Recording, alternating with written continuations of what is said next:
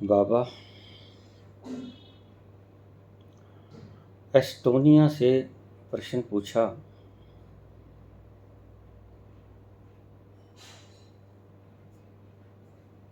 प्रेम साहू।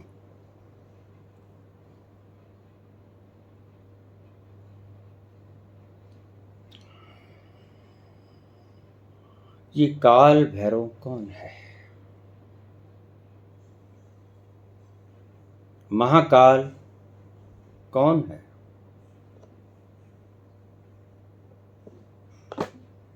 मैंने कल किसी वृद्ध ज्ञानी का प्रवचन सुना। उसने मुझे डरा ही दिया। ऐसा भयानक चित्रण किया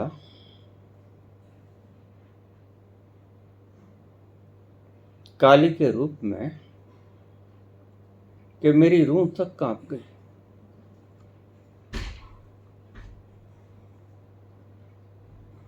राक्षसों का वध करता फिरता है काल भैरव।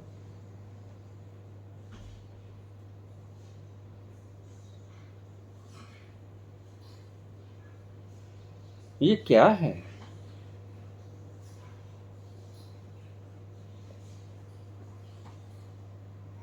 इसका वर्णन कीजिए प्रभु। ये महाकाल क्या है?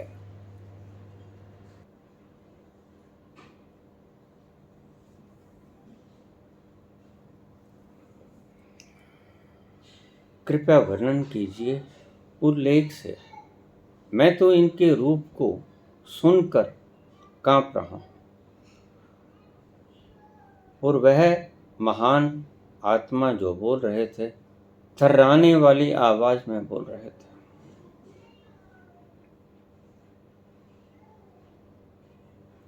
सवारी निकलती है, आगे आगे हनुमान जी होते हैं अलर्ट करने के लिए, जिसे लंगर वीर कहते हैं। पीछे सवारी के ऊपर काली माता बैठी होती है और उसके साथ योगिनियां चलती हैं। और महाभयंकर रूप, उसके हाथों में 8 अस्त्र शस्त्र हैं। खंडा, तलवार,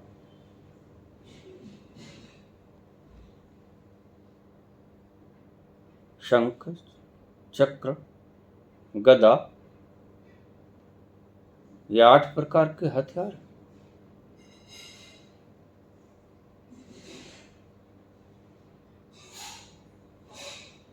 और आगे हनुमान जी लंगरवीर बनकर आगाह करते हैं कि हट जाओ, वार न कर।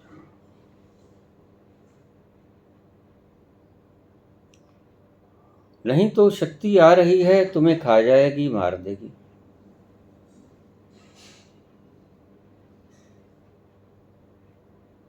और उसके हाथ में कप्पर है और दुष्ट पुरुषों का विनाश कर रही है। और उस दुष्ट पुरुषों का विनाश करके उनके सिर धड़ से अलग कर देती है।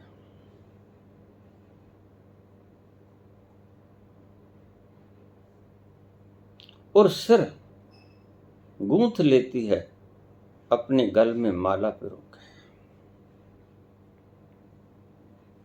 भयंकर आंखें लाल क्रोध से।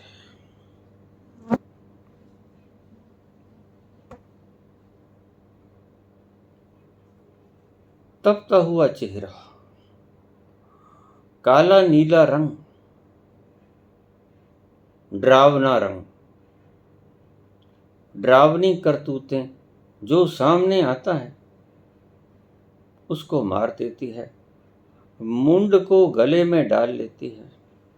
और जो बाकी धड़ होता है वो पीछे योगिनियां उसके मांस को लाओ मांस, लाओ मांस, लाओ मांस, लाओ, वो खाती जाती है।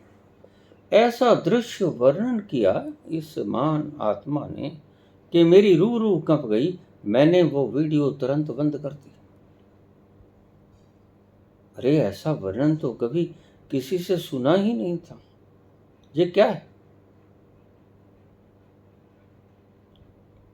बाबा, कृपया मेरे अशांत मन को धीरज दिलाने की कोई युक्ति बताइए।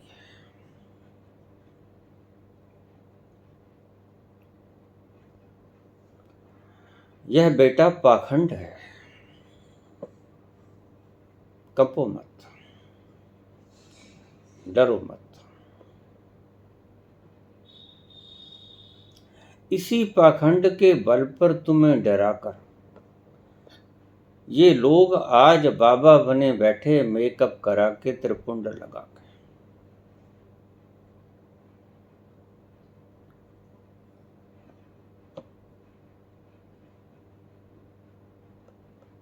क्योंकि इनका लक्ष्य आपको डराना है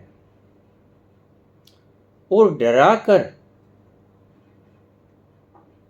आपको बाबा बनाना है और आपका माल हड़प करके खुद भाग जाना है। आपके हाथ में वो खप्पर पकड़ा देंगे, लो अब ये काम तुम करो।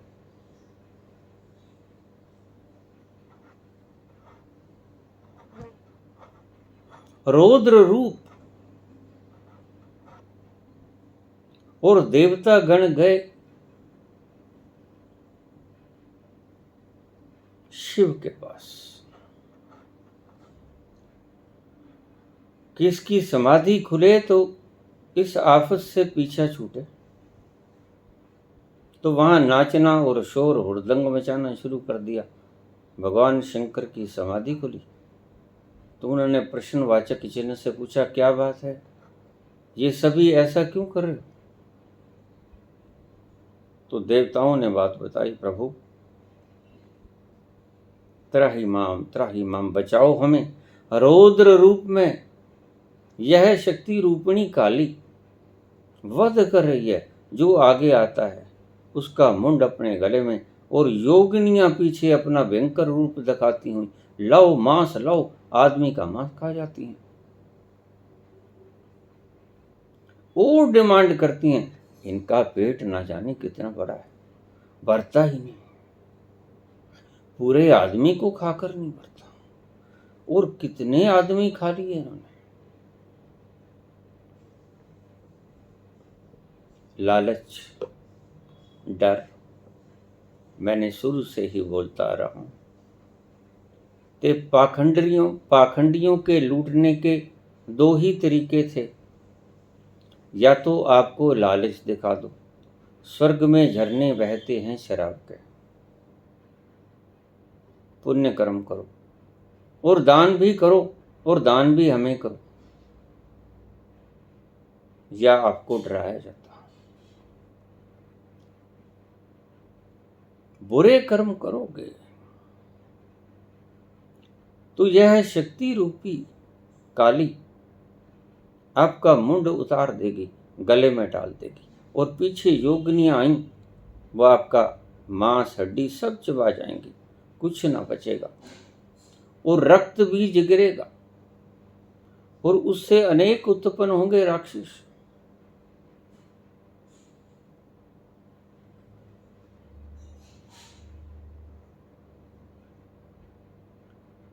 इसलिए मैं रोज कहता हूं कि शास्त्रों को फेंक दो। क्यों? क्योंकि शास्त्रों के शब्दों को आप पढ़ लोगे। ये शब्द आपने पढ़ा, कांप रहे हो रात के, नींद नहीं आई, यद्यपि निद्रा की गोली भी खाई, सुबह फिर कांपते कांपते उठे, सारी रात तड़पते रहे, ऊहा पूह में रात बीती। अरे ऐसा रुद्र रूप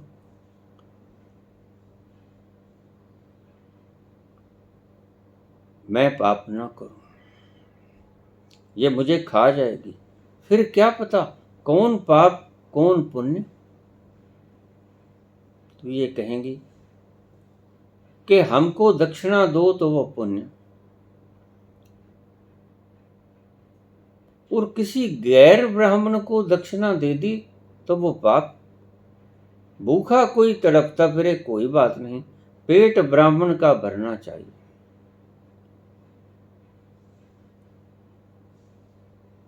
ऐसा भयानक दुर्दांत वर्णन उसने किया। कंप गया यह आदमी, और भगवान शंकर की समाधि खुली। बोले क्या बात, चलो मैं चलता हूं। जहां से ये महाभयंकर शक्ति रूपनी देवी आ रही थी, आगे आगे लंगर वीर हनुमान और पीछे पीछे काली, और उसके पीछे योगनियां और उसकी सारी फौज, यक्षिणी, दक्षिणी, भैरवी, पतालवी, पिशाचिनी, चंडालनी, नाम भी बड़े रखे हैं इन लोगों ने, क्या बताएं आपका, जो आपको वैसे ही डरा दें। चंडालनी, चंडाल,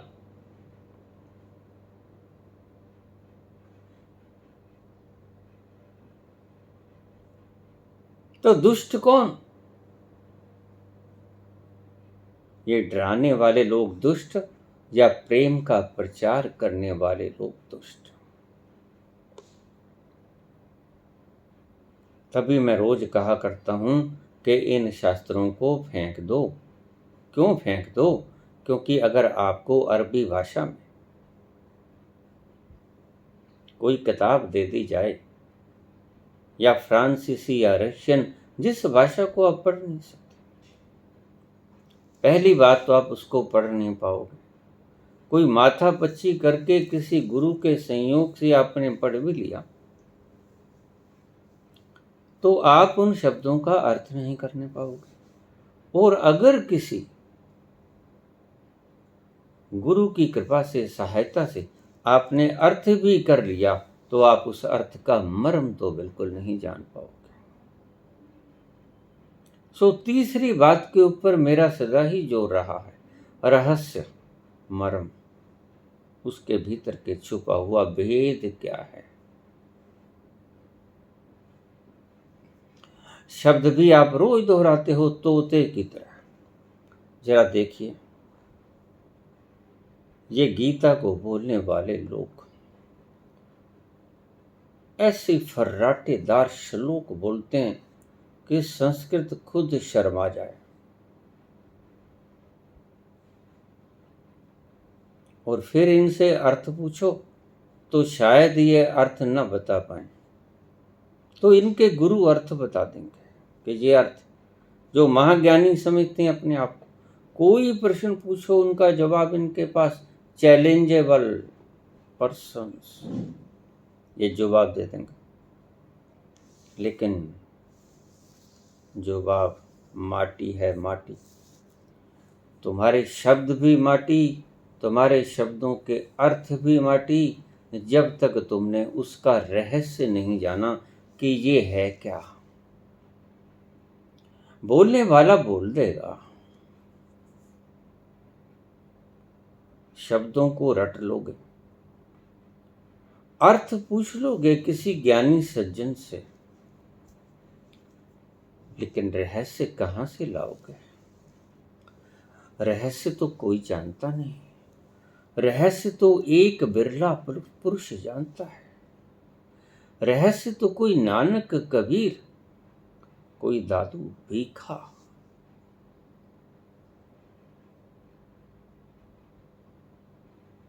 यही बता पाएंगे।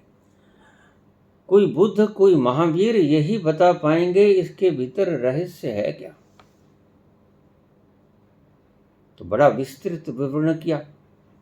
और लिखते हैं, एस्टोनिया से बड़ी दूर से प्रश्न आया कि उनके यहां दिखाया गया बार बार किताबें, और बार बार मेडल दिखाए गए कि इतने मेडल इन्होंने जीते। और मैं तो बड़ा सम्मोहित हुआ कि बड़े परम ज्ञानी पुरुष होंगे। हाँ, ज्ञानी हैं।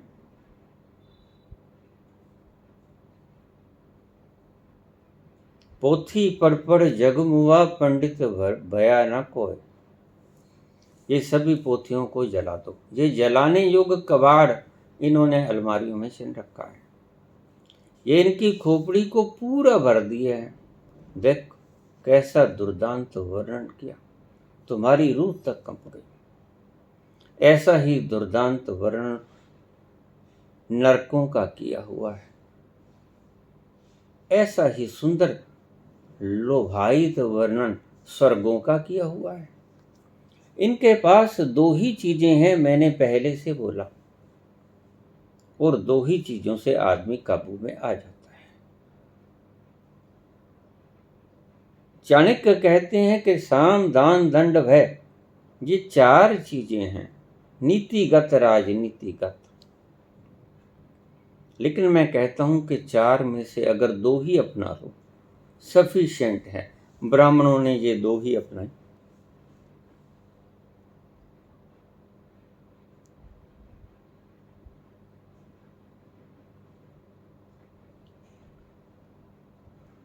दान और भय, दंड।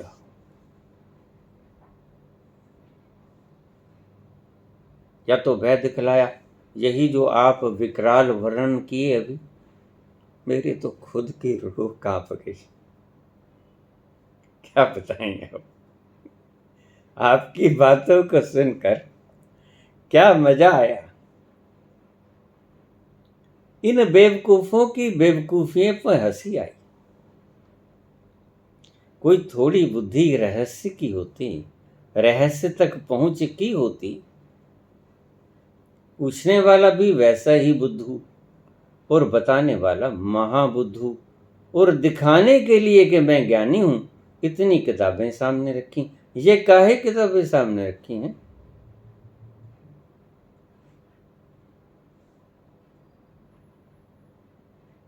और ये मेडल मूर्खों से छीने हुए मेडल हैं।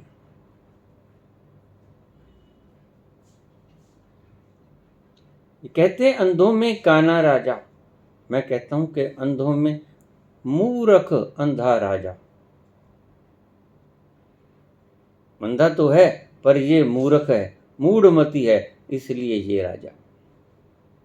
क्योंकि अगर एक भी आंख होती तो दिखता। आंख तो एक भी नहीं है, और आंख तो एक भी सफिशिएंट होती है देखने के लिए, क्योंकि पता चल जाता है कि सामने वाला आंख वाला है कि नेत्रहीन है। ये देखने के लिए दो आंखों की आवश्यकता वैसे भी नहीं।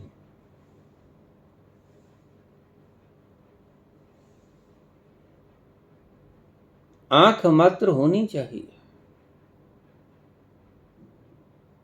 ये मेडल दिखाने के लिए, प्रभाव डालने के लिए। भला काहे दिखाए हो मेडल? ये काहे इतनी किताबें दिखाए हो? इतनी किताबें आपने पढ़ ली? बिल्कुल निश्चित ही पढ़ ली होगी। बहुत कचरा इकट्ठा कर लिया, और यह व्यक्ति कभी नहीं पहुंच पाएगा, मैं ये भविष्यवाणी करता हूं।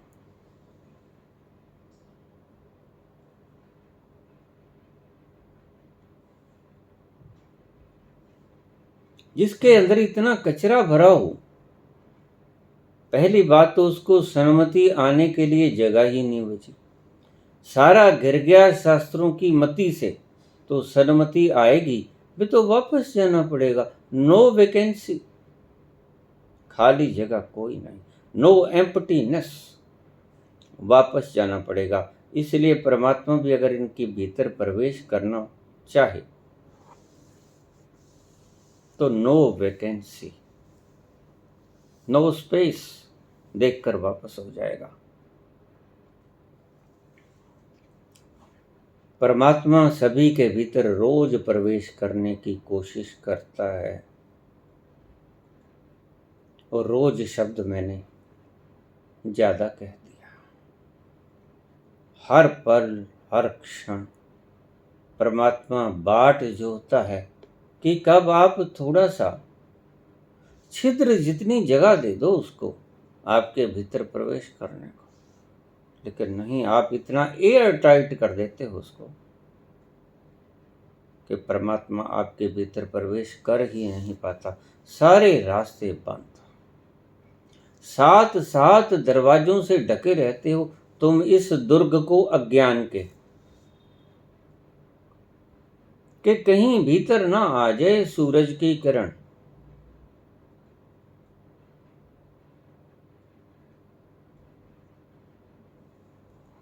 ये क्या है? भीतर का रहस्य इन लोगों ने जाना नहीं।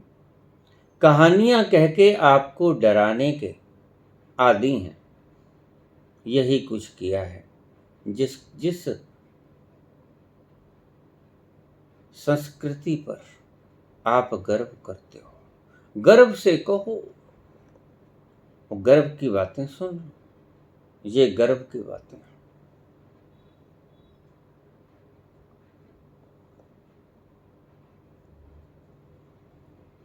गर्व से कहो हम सनातनी हैं, सबसे पुराने हैं। सबसे पुरानी चीज तो ज्यादा जंग खाती है। कई बार लोहा अगर ज्यादा पुराना हो तो लोहा लोहा ही नहीं रह जाता, मात्र जंग का चूरा रह जाता है। तो सनातन धर्म जंग खा लिए है। जंग खाया लोहा, सड़ गया है, घिस गया है, बोदा हो गया है और चूर्ण में तब्दील हो गया है, जंग में तब्दील हो गया है। लोहा बचा ही नहीं।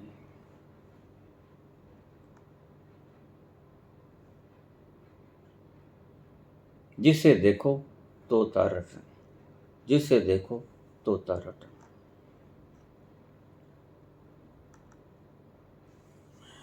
मेरे व्हाट्सएप के ऊपर एक बड़ी प्यारी चीज रोज घटित होती है।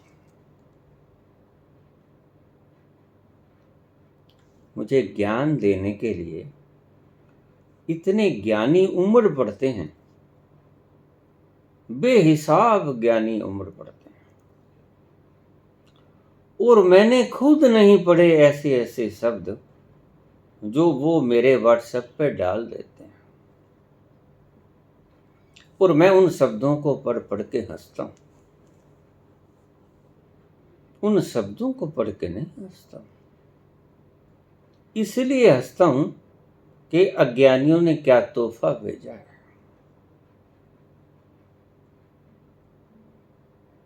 मेरी माता का देहांत हो गया।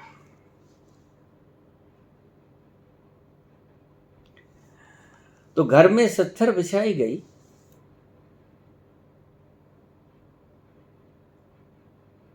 जिस दिन देहांत हुआ उस दिन मैं श्री राम जी का रोल कर रहा था। शूर्पणखा नाइट थी, मैंने पहले भी वर्णन किया। बड़ा सुंदर प्रसंग चल रहा था। भीड़ बहुत होती है शूर्पणखा नाइट के वक्त। मजाकिया माहौल होता है।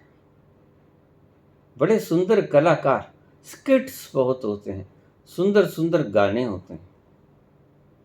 और उस दिन छूट होती है, जिस दिन एक दिन छूट होती है पूरी रामलीला के दौरान, कि आज जो चाहे आप घोटाला कर लो। जिसके पास जो कुछ होता है सड़ांध भरा, वो फेंक देता है कचरा दर्शकों पर। तो उन दिनों मैं प्रेसिडेंट भी था क्लब का, राम जी का रोल भी मैं किया करता था, और सारी व्यवस्था भी मैं संभालता था। किसी को डायरेक्ट करना है, किसी को चुनना है, ये सारी व्यवस्था मेरे जिम्मे थी। अचानक पर्दा गिरा। अभी तो पूर्ण न हुआ था, संवाद चल रहा था शूर्पणखा और मेघनाथ, शूर्पणखा और लक्ष्मण के भीतर।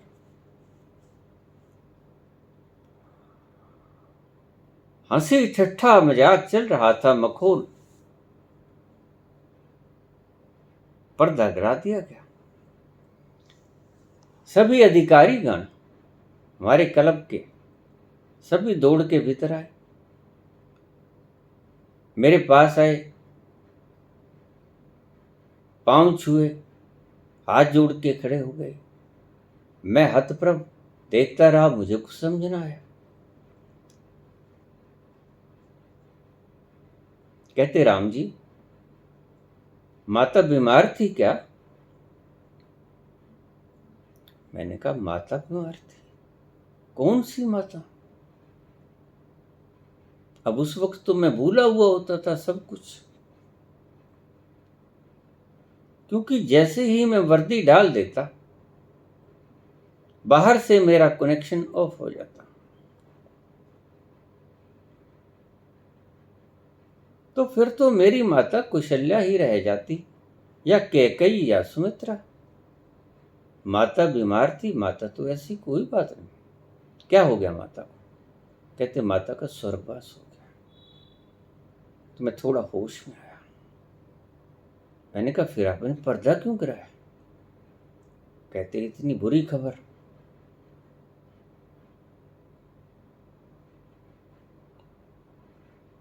और पर्दा तो गिराना था। आज की लीला हम बंद करने की अनाउंसमेंट कर रहे हैं, हमारे स्टेज सेक्रेटरी। मैंने कहा, काहे? कहते, माता का देहांत हो गया। तो मैंने कहा, रामलीला बंद करने से वह पुनर्जीवित हो जाएगी। कहते हैं, मैंने कहा, आप लीला को चलने दो। अब वो गई, मेरे जाने से कुछ नहीं होगा। लीला को चलने दो। इन लोगों को जो बड़ी संख्या में आज आए हैं, इनको लीला दिखाते हैं, कोई बात नहीं, वहां मैं चला जाऊंगा। परिवार बड़ा है, संभाल लेंगे। अब जब मर ही गई तो कोई दवा न चलेगी, कोई अफसोस न चलेगा। अब कुछ नहीं हो सकता, सुबह का इंतजार करना पड़ेगा।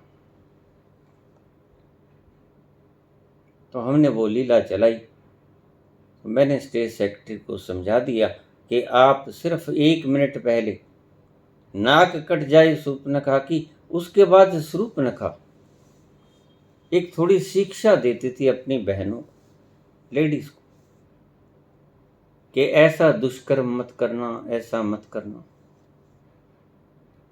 शिक्षा बाकी थी। मैंने कहा, शिक्षा जैसे ही शुरू करे आप पर्दा करा देना, क्योंकि एंड ही हो गया है। अब तो 1 मिनट की बात है। तो तब आप घोषणा कर देना और पर्दा करा देना, और ये कह देना कि आज की लीला यहीं समाप्त होती है। समाप्त होनी ही थी। तो ऐसा ही हुआ। 1 मिनट पहले उन्होंने पर्दा गिरा दिया और कह दिया कि बड़े अफसोस से कहना पड़ता है, आज की लीला यहीं समाप्त। तो मैं वहां सत्तर के ऊपर बैठा नहीं करता। तो लोग जाते जाते तो मेरे लिए, क्योंकि अगर हम किसी के पास अफसोस करने जाते हैं, वह मुख्य व्यक्ति अगर न मिले तो हताश हो जाते हैं। हम अफसोस करने जाते कहाँ हैं? हम सिर्फ मुखड़ा दिखाने के लिए जाते हैं। अब 92 साल की उम्र में उसका देहांत हुआ।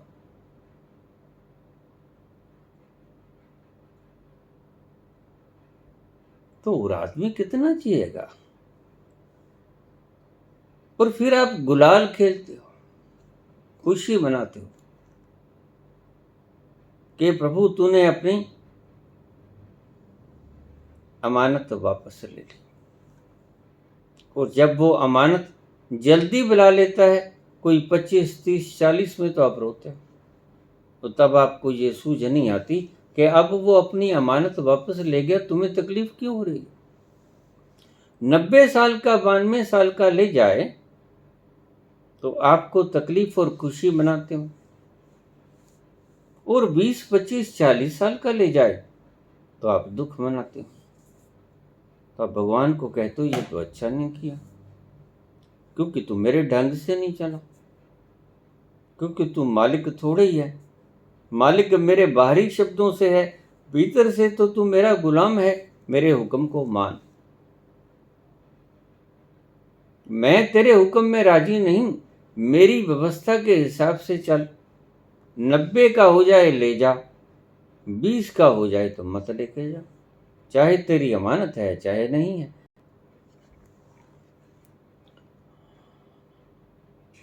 तो तू अपना हुक्म मत चला, हमारे हुक्म को मान। तुम्हारी इच्छा नहीं, इच्छा के पीछे हुक्म लादा होता है। तुम हुक्म करते हो उस हाकम पर, और उसे कहते हो कि मेरे हुक्म की पालना की जाए। इनडायरेक्ट वर्ड्स में बड़े प्यारे प्यारे शब्दों का उपयोग करते हो। तो मैं वहां से घर गया, वैसे ही मेरे मेकअप वगैरह लगा, बस वस्त्र बदले, पैंट शर्ट डाला और मैं चला गया। जाके देखा, माता की मृतदेह देखी। और मैं जब सत्थर के ऊपर लोग बैठते, जो शोक चलता है 11 दिनों का, तो मैं वहां नहीं बैठता। लोग आते, 2-4 मिनट बैठे, चले गए। अगर मैं वहां होता तो जरूर आधा घंटा घंटा बैठते, लेकिन 2-4 मिनट बैठे, इधर उधर झांके, मुझे तलाशा, लेकिन किसी को मुख दिखाया, चला गया। और भोग वाले दिन जब इकट्ठ हुआ सारा, तो ऐसा शायद ही कोई व्यक्ति हो जिसने मुझे ये ना कहा हो कि हम आए थे, आप मिले नहीं।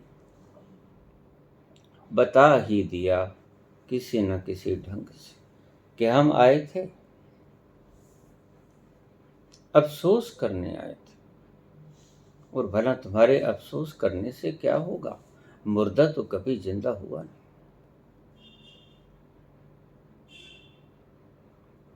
तुम्हारे अफसोस की कीमत है क्या?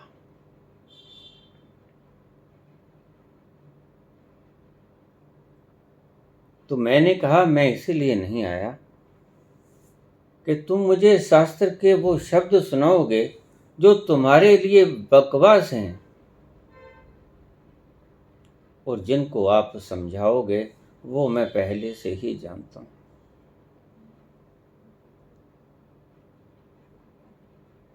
किसी मास्टर को आप उस विषय की बात समझाओगे तो पागल ही कहलाओगे।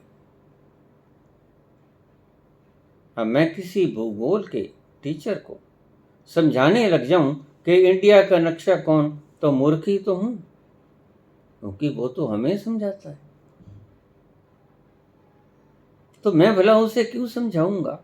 लेकिन लोग ऐसा ही करते हैं। ये एक रिवाज है, बंद होना चाहिए। ये जो परंपरा बनाई थी 11 दिन की और 12 ब्राह्मण जिमाने की, इसकी परंपरा के मूल में रहस्य भूल गए आप। किसी ब्रह्म वेता पुरुष को रोज बुलाया जाता, और आज तो आप ब्राह्मण को बुला के वो आपके दिन कहानियों में सुना देता है, ऐसी ही कहानियां कह के, डराने वाली, धमकाने वाली। लेकिन प्रथा क्या थी? ये प्रथा नहीं थी, ये बड़ा बहुमूल्य एक बनाया था सिस्टम। ब्रह्म वेता पुरुष को, जो जानता है ब्रह्म के बारे में, जो ब्रह्म हो गया है,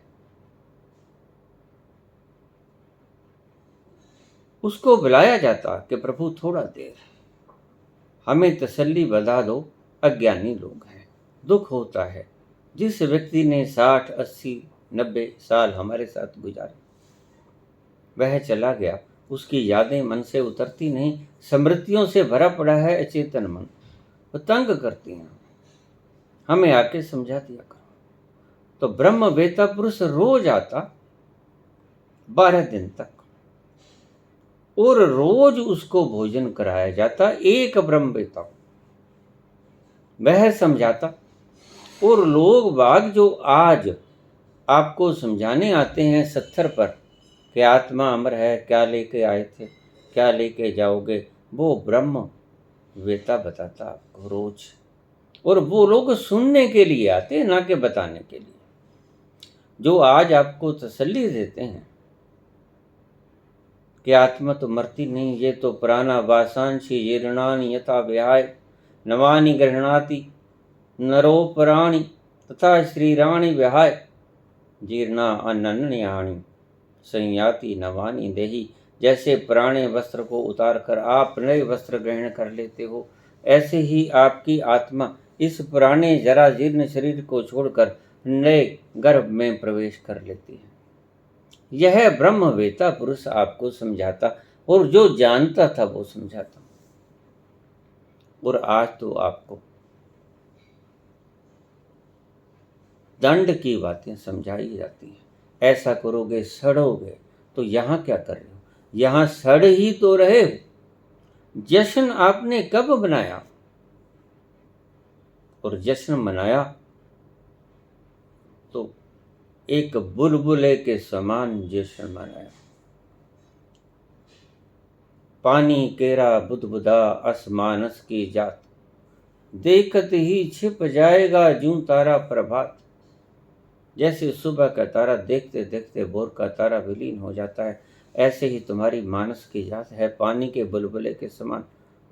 बस हुआ कि फटा। यह ब्रह्मवेता पुरुष रोज समझाता और आई हुई संगत को भी समझाता। वो अफसोस करने के लिए नहीं आते थे, वो भी उस ब्रह्मवेता पुरुष की कीमती बातों को ग्रहण करने के लिए आते थे। आज तो वो खुद ही लेक्चरर बने हैं, आज तो वो खुद ही ज्ञानी बने हैं, लेकिन तब वो श्रोता बन के आते। जो ज्ञानी पुरुष एक वक्त रख दिया जाता, उसको सुनने के लिए आते। आज अफसोस करने के लिए आते हैं, लेकिन तब उस ब्रह्म पुरुष की वाणी सुनने के लिए आते। ये प्रथाएं बदलती बदलती बदलती कुप्रथाओं में बदल गई। आज तुम एक दूसरे को तसल्ली देते हो कि देखो मैं आया हूं, मेरे कहीं गड़बड़ हो जाए तो भूल मत जाना।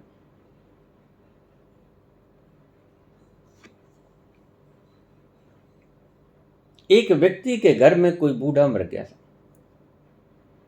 तो सारे लोग आए। पिता की तबीयत खराब थी, अपने बेटे से बोला कि बेटा छोटे मोटे काम तो तू निपटा लिया कर, घर में बैठा रहता है, बेरोजगारी ज्यादा है।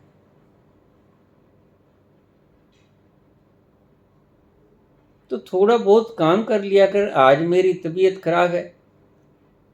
ये थोड़ी दूर पड़ोसी फला फला राम के पिता स्वर्गवास हो गए, गरीब आदमी है बेचारे, जाके थोड़ी सी वहां बैठा।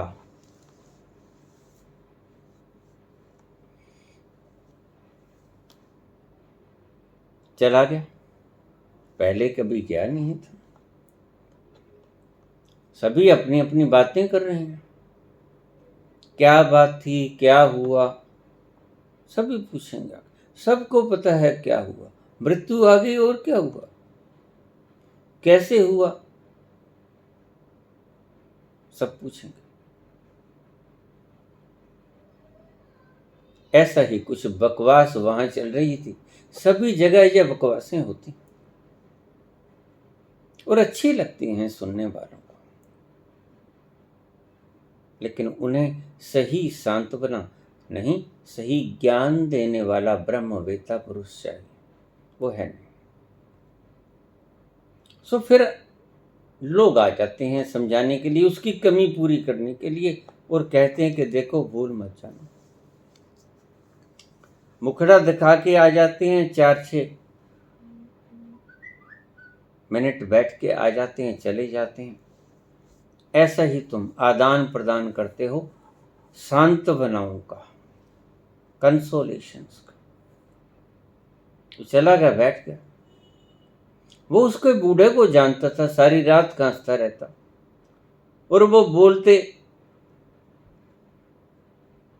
कि सोने भी दो, आज दवा नहीं ली होगी, आज खांसी ज़्यादा खांस रहे हो, हमारी नींद भी खराब करोगे। दिन में ऑफिस के काम जाना, भूल चूक हो जाएगी, नुकसान हो जाएगा। कोई दुकानदारी कर रहा, किसी ग्राहक के पैसे लिखने भूल जाऊंगा, रोज उसको ताना मारते सारी रात। गरीब आदमी थे, कोई बिस्तर वगैरह भी कम थे, कुछ बच्चों को नीचे ही सोना पड़ता। यह सारा दृश्य वो बच्चा रोज देखता था, और आज मृत हो गया। तो वो गया, उसने तो बेचारे ने जो कुछ देखा वही बोलना था ना। तो वो हाथ जोड़ के कहने लगा, देखिए बात यह है कि बात तो अच्छी ही हुई है। सभी गौर से देखने लगे, ये कैसा नया उपदेशक आ गया। गरीब आदमी थे, बच्चे नीचे सोते थे, सारी रात आपको जगाता था, वो परेशानी झंझट खत्म, आराम से सो गए। अब खांसने वाला गया, न जाने टीबी थी, न जाने क्या था, क्षय रोग के कीटाणुओं से भी बचे। इस छुआछूत के बड़ा भयंकर रोग होता है। और देखिए आपके पास चारपाई भी नहीं थी। मैं रोज देखता मेरे साथ पढ़ने वाले बच्चे, छोटे बच्चे नीचे ही सोते फर्श पर। कमी थी चारपाइयों की, चलो वो भी जगह खाली हुई। नीचे सोने वाले अब चारपाइयों पे सोने लगे। जिनके घर मृत्यु हुई थी, बाकी चुप।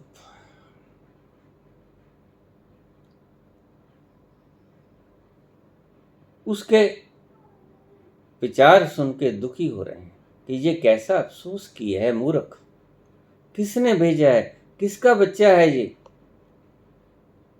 तो जब वो घर चला गया, सभी आने जाने वाले चले गए, तो उसके घर गया।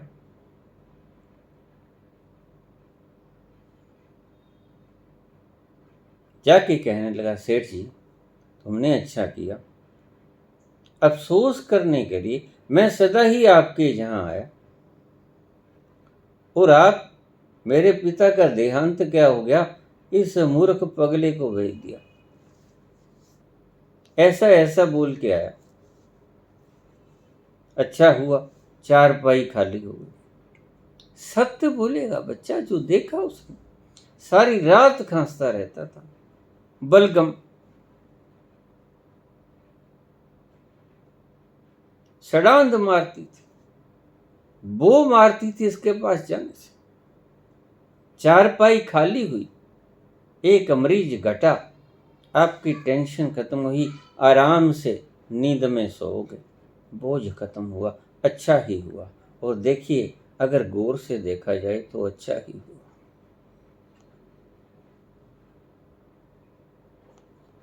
तो वह व्यक्ति बोला कि देखिए भैया, पहली बार इस मूर्ख को भेजा था, लेकिन मुझे क्षमा करो।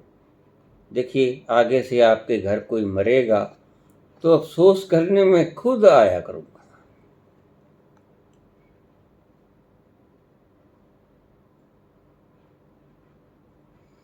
इस पागल के ऊपर मुझे भरोसा आज पहली बार ही उठ गया। इसको तो मत भेजू, कहीं नहीं भेजूंगा। ये अफसोस करने के योग्य व्यक्ति है ही नहीं। अरे मूर्ख, सत्य तो है, लेकिन सामने थोड़ा बोला जाता है।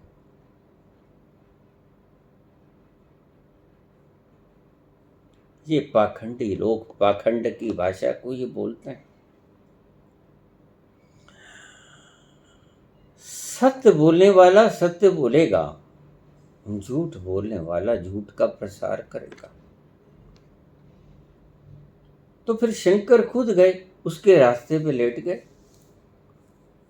और जब भयंकर रूप से, और जो व्यक्ति जोश में और अंधा होता है क्रोध, उसको दिखाई नहीं पड़ता कि नीचे क्या है, लेट गए उसके रास्ते में।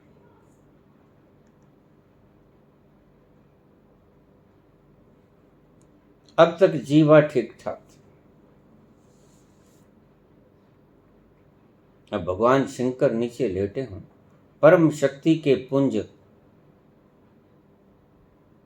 अनंत करोड़ों वॉट्स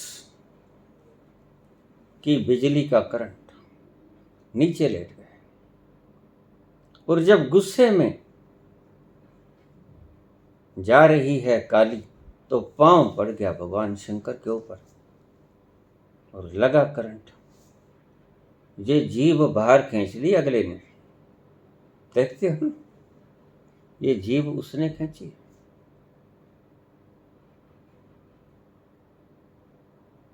तो जीभ बाहर आ गई। तुम कहते हो महाभयंकराय, महाभयंकर बना दी उसने। सूरती जब इतना करंट लगेगा तो जीवा तो बाहर आएगी ही आएगी। खिंच गई पूरी जीवा बाहर। तो उसने देखा कि ये तो मेरे साक्षात मेरे पति मेरे पांव के नीचे आ गए, ये मैंने क्या किया। तब होश आया। लेकिन ये कहानियां मात्र कहानियां रह गई। आपने कहानियों को कहानियों की तरह, जैसे माइक आप जो बोलते हो बोल दिया करता है, आप तक ब्रॉडकास्ट कर दिया करता है, आप इस कहानी को कहानी की तरह कह दिया। न तो इसका अर्थ जानते हो, और रहस्य जानने की बात तो बहुत दूर रह गई, शब्दों तक सीमित रह गई, कहानी सुना दी गई। ऐसे ही कहानियां ये भागवत सप्ताह के लोग सुनाया करते। जितने भी शास्त्रज्ञ हैं, मैं शास्त्रज्ञ कहता हूं, ध्यान रखना, मैं संबोधि युक्त या ज्ञानियों की बात नहीं करता, मैं शास्त्रज्ञ कहता हूं, जो शास्त्रों को पढ़ने वाले, शास्त्रों के ज्ञाता हैं, शास्त्रों के अर्थों के ज्ञाता हैं। लेकिन शास्त्रों के अर्थों के पीछे रहस्य क्या छुपा है, कि ये तो कहानियां पागल करने जैसी कहानियां। ये तो देखो, ये भगत डर गया, सारी रात नहीं सो सका। अब ये कहता है बचाओ बाबा।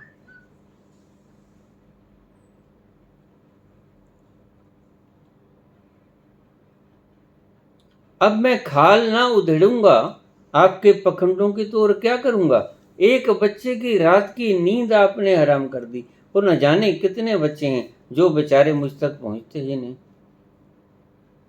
जो जहां पहुंचते हैं वो उसे और डरा देते हैं। ये काली, ये भी तो देखो कि उसकी जीवा बाहर निकाल दी, उससे बड़े भी पड़े हैं।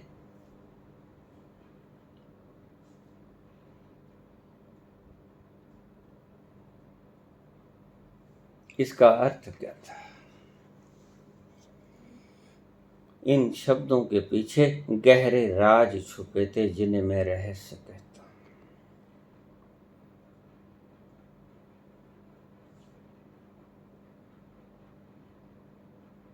एक पद्य मैं अक्सर बोला करता हूं। जब मैं जवान हुआ तो मेरी माता ने मुझसे कहा, बेटा अब तुम जवान हो गए हो, और जवानी में जोश ज्यादा होता है, होश कम होता है। अतः बेटा होश को बचाए रखना, होश को बचाए रखना बेटा, अब तुम जवान हो गए। बस मैंने तुम्हें इतना ही कहना था, आगे तुम समझदार हो। माता चली गई और हमने माता के शब्दों को अक्षरशः शिरोधार्य किया। मानो आज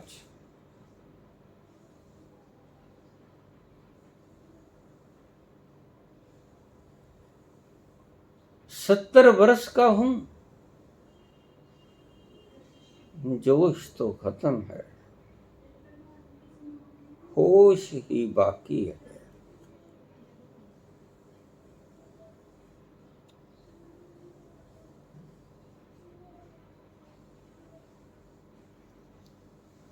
इसके पीछे कोई राज था। शब्द रख लिए, शास्त्र ने अर्थ रख लिए, शास्त्र ने, लेकिन रहस्य न जान पाए। रहस्य क्या था इसके पीछे? ये जो मैंने आपको शब्द सुनाए, यही रहस्य था। शिव, होश, awareness, totally aware person, that is called Lord Shiva. Shiva awareness है।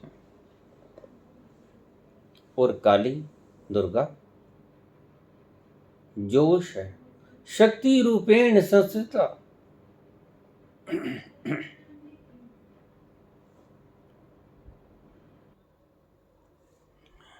या देवी सर्वभूतेषु शक्ति रूपेण संस्थिता।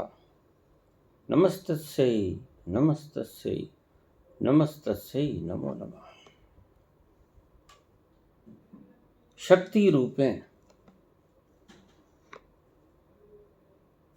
बुद्धि रूपेण, कहीं कुछ महिमा से युक्त की गई है शक्ति, क्योंकि शक्ति बहुत से रूपों में प्रकट हुआ करती है।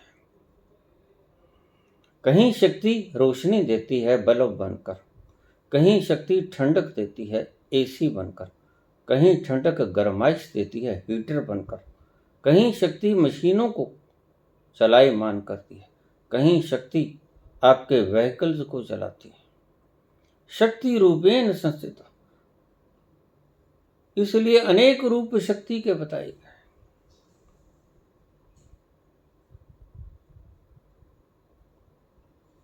लेकिन शक्ति अगर अकेली हो, जोश अगर अकेला हो, तो संहारक होता है। इसके पीछे का राज ये है।